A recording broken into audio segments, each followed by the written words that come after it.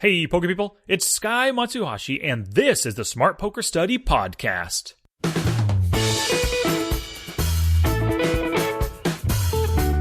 I hope you didn't miss episode 127 yesterday, in which I answered 2 listener questions about better value betting and how a beginner should build their poker skills. Hey, poker people, thanks for downloading another episode, and I love you for sharing the show. It's new music this week, and this one was the same as yesterday, but I'm liking it, so we'll see how it goes, see if it grows on me a little more. But today is day 3 of 7 in a row, and this is a bit tough right now because I'm trying to fit in all of these podcasts, as well as preparing for my book launch tomorrow and starting my 28 days of poker study challenge on Sunday. I tend to do stuff like that, like just pile on too many things at once. But it's cool, that's just how I roll, baby. So today I'm answering 2 questions about the difficulty of quitting poker sessions and stealing more MTT blinds. Please visit the show notes page for everything I discussed today, along with screenshots and links at www.smartpokerstudy.com/pod128. And while you're there, you can sign up for the weekly boost for exclusive poker strategy direct to that inbox. Alrighty, let's do this. Gambate! And now for our feature presentation. So the first question today is another email in response to my asking newsletter subscribers about the one area they know they need to work on. Dennis Kim said, I'm struggling with quitting a session. I've read Tommy Angelo's section on quitting several times, and I'm getting better through taking breaks, but I just overextend a session, especially when I'm stuck. Alrighty, thank you very much, Dennis. Well, regarding the inability or just the needing to struggle, the struggling to quit, this sounds like desperation tilt. This is your form of tilt if you find yourself chasing lost money by staying in too long, maybe buying into more games, or moving up in stakes to win your money back. This form of tilt can lead to incredible bankroll downswings, so it's key to tackle it for anyone suffering from it.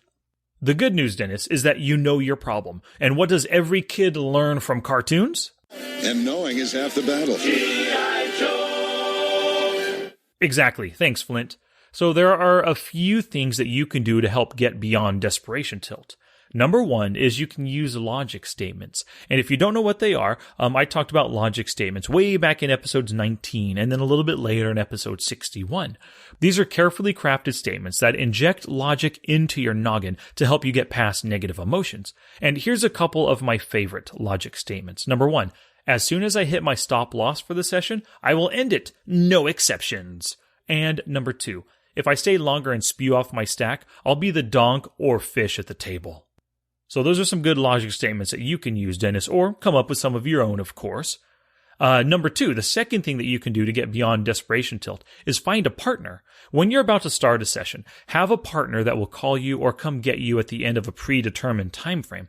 Maybe you set out to play a 3-hour session. When time's up, your friend will hold you accountable to leaving the table. If you don't leave, then you owe him or her dinner or a massage or something like that. The third way to get beyond desperation tilt is to choose your punishment. Rewards work really well for developing habits, but punishments can work really well for ending habits or helping you to end habits. What I want you to do is assign yourself a punishment when you don't fulfill your intended goal of ending a session by a certain time. Maybe it's cleaning the garage or finally fixing that busted drawer or mowing your in-laws' yard. Whatever it is, you've been dreading doing it, so make that a punishment for not meeting your goals. The fourth thing I want you to do is to be the professional. I want you to set the alarm on your phone to go off every single hour. And when it goes off, you need to ask yourself this question. Would the professional stay another hour in this mindset? If the answer is no, then get out of there. And to go along with that, number 5 is continue trying to be better. Like you read in Elements of Poker by Tommy Angelo, continue taking breaks and setting stop loss or time frames for playing. I want you to do this every time and keep pushing yourself to meet your goals. Treat poker like a business and do what's healthy for the business. You know that playing tired or hungry or upset or staying at the tables too long is bad for you. So make the conscious effort to do and be better. Good luck, Dennis. So there are two reasons for these 7 days of podcasts. Reason number one is that my new book, How to Study Poker Volume 1, is coming out tomorrow on March 29th, and I'm kicking it off right by giving you some extra study value this week with these 7 Q&As. The book will be available on Amazon and Audible on the 29th as an ebook, a paperback, and of course an audiobook, So please go out and look for it on the 29th. And the second reason for these podcasts is that I'm starting a 28-day poker study challenge for myself. Beginning on Sunday, April 2nd, I'm going to stream my daily study sessions for 28 full days in a row. It's going to be a lot of work, but it should be a lot of fun too. During those 28 days, I'm going to show you how I set goals, I plan my weeks of study, then I'll actually show you how I perform my studies. I'll be using tons of study techniques from the book, and it'll all be streamed for you to watch and learn on twitch.tv, or on my twitch.tv/smartpokerstudy channel. And I'll be streaming my cash game play as well. And a little bonus, kind of a bonus, everything that I'm going to be streaming and discussing and sharing with you via email is all going to be part of Volume 2 of my How to Study book. So please go to www.smartpokerstudy.com/28days to get more details and to join me on this journey. Everyone who joins will receive special daily emails from me with my study plans, the poker content I'm going to be learning from, and all the lessons and skills I ingrain into my game. Once again, that site is www.smartpokerstudy.com/28days. Alrighty, back to class, poker people. Question number 2 is about MTT Blind Stealing, and this one's from John, and it's in response to my email. He said he needs to work on blind stealing strategies during mid to late MTT stages. Alrighty, thank you very much for that email, John. Yep, stealing blinds is a great skill to develop in MTTs. The best MTT players in the world are masters at this, so here are some strategies. The first one is know if your steal will likely result in folds. Too many people, they wake up in the cutoff or the button or the small blind when it's folded around to them. They could have anything. They could have an ace or a king or whatever. And they try to steal just because they're in a steal position. You've got to consider more than just your position. You want to think about who's in the blinds. If they like to fold a lot, great. If they're defenders or short stack shovers, not so great. Remember, you're stealing here, so you don't want to call or a re-raise. Also, stack sizes matter as well. The smaller or larger they are, the more likely you'll get a reshove, or a re-raise, or even a call. Mid-sized stacks are often leery of getting into pots out of position, so they are a little bit easier to push around. Often, if your stack size could do lots of damage to a blind's stack, they won't fight back for fear you've got a strong hand, and they might lose a large portion of their stack. Another thing about this, tourney conditions are important as well. People tighten up near the bubble or near the final table, so stealing is a bit easier then. Beware of opponents who are like you and try to take advantage of the bubble. They like to put the fear back on you by re-stealing. Also, when the bubble breaks, your short stack blinds and your mid stacks quite often, they're happy enough to just get it in because, hey, we're in the money, time to gamble. Okay, the second strategy to getting to stealing more blinds is you need to expect the 3-bet rejams. Sure, when you're stealing, you want folds, of course, but you've got to prepare yourself for the 15 to 25 big blind 3-bet rejams. Before you raise, know how you're going to handle it.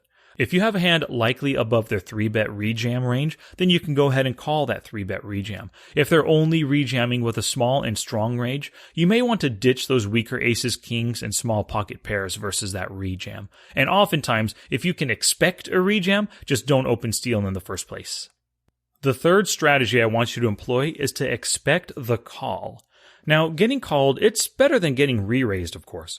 But when your steal gets called, you're forced to go post-flop with a weaker hand. Prepare for this by considering how your opponent plays post-flop out of position. You need to think about the range they're calling with as well.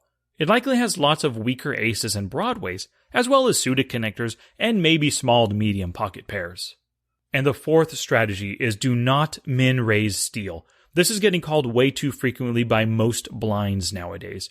You've got to up it to maybe 2.25 to 3 big blinds, somewhere in that range. If your steal sizing is 30% of your stack, go ahead and just shove instead of raising for sure.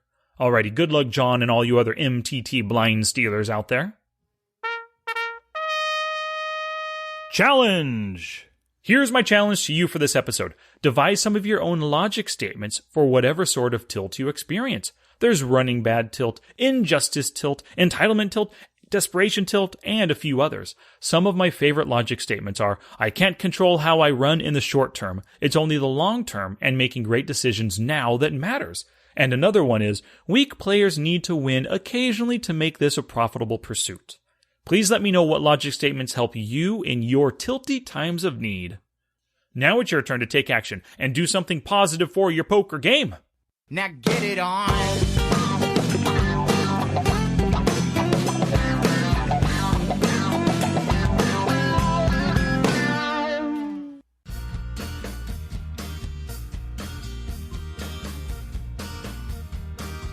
Thank you so much for listening today. This episode is not complete until you head to the show notes page at www.smartpokerstudy.com/pod128.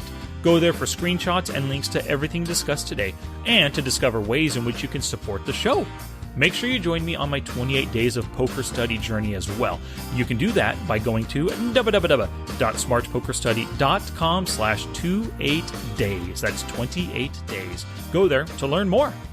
Alrighty, if you can type out the words Smart Poker Study, go ahead and find me on Twitter, Facebook, Twitch, and YouBoob, or send me an email to sky@smartpokerstudy.com. Alrighty, poker people, tomorrow I'll be answering 2 more of your questions, so keep them coming in. Word of mouth is the best advertising, so thank you very much for sharing the show with other poker people. Your sharing and caring helps us grow. Until next time, study smart, play much, and make your next session the best one yet.